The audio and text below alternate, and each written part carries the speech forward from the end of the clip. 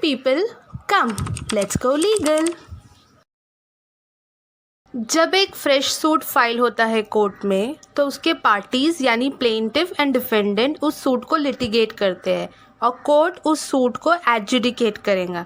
सारे प्रोसीजर्स यानी oral submissions, written submissions, hearings, evidence, examinations, ये सब कंप्लीट होने के बाद कोर्ट जो है वो जजमेंट प्रोनाउंस करेगा।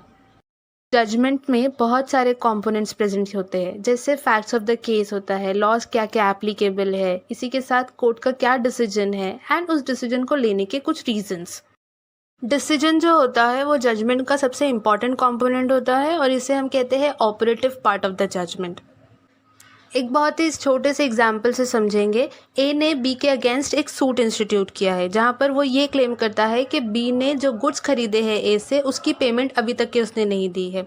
तो अब अगर कोर्ट ये जजमेंट प्रोनाउंस करता है कि B will pay ₹2 lakh to A for the goods purchase, तो ये जो पार्ट है this is known as the operative part of the judgment. अब इस ऑपरेटिव पार्ट के बेसिस पे ही डिक्री प्रिपेयर की जाएंगी। डिक्री प्रिपेयर हो गई तो we can say decree is passed. Now जिसके फेवर में डिक्री पास हो रही है he would be known as decree holder और जिसके अगेंस्ट में डिक्री पास हुई है he would be known as judgment debtor. Decree तो पास हो गई है पर डिक्री होल्डर की जितनी भी सारी राइट्स है वो अब तक के सिर्फ पेपर पे है। इसे एक्शन में लाना और एनफोर्स करना ज़रूरी है। इस डिक्री का एग्जीक्यूशन कंप्लीट तब तक नहीं होगा जब तक जजमेंट डेटर डिक्री होल्डर को ये सारे पैसे ना दे दे।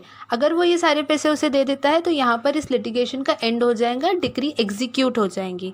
बट ये इतना इजी नहीं है जितना सुनने में लगता है। कभी कभी जजमेंट डेटर रिफ्यूज़ कर देता है पैसे देने से, या फिर जजमेंट डेटर के पास कैश में कोई भी पैसे नहीं होते। अब ये जो सारी प्रॉब्लम्स अराइज हो रही है इसे सॉल्व कौन करेगा? Obviously court. जो डिक्री होल्डर है वो कोर्ट के पास जाके ये हेल्प लेगा कि उसे ये डिक्री एग्जीक्यूट करके चाहिए। Now it is the responsibility of the court to execute the decree on behalf of the decree holder.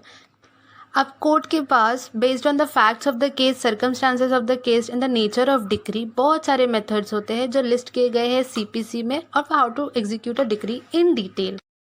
Some of the examples जिससे कोर्ट डिक्री एग्जीक्यूट करेंगे आर हियर। सबसे पहले तो court will ask the judgment debtor कि judgment debtor जितने भी पैसे उसे डिक्री होल्डर को देना है वो कोर्ट में लाके डिपॉजिट कर दे and then court will pass that to the decree holder. Another is कि कोर्ट के नाज कि जजमेंट डेटर खुद ही डिक्री होल्डर को ये पैसे दे दे और उसकी रिसिप्ट जो है वो कोर्ट में ला के सबमिट करे। तो इससे कोर्ट को पता चल जाएगा कि जजमेंट डेटर ने अपनी लाइबिलिटी फुलफिल कर दी है।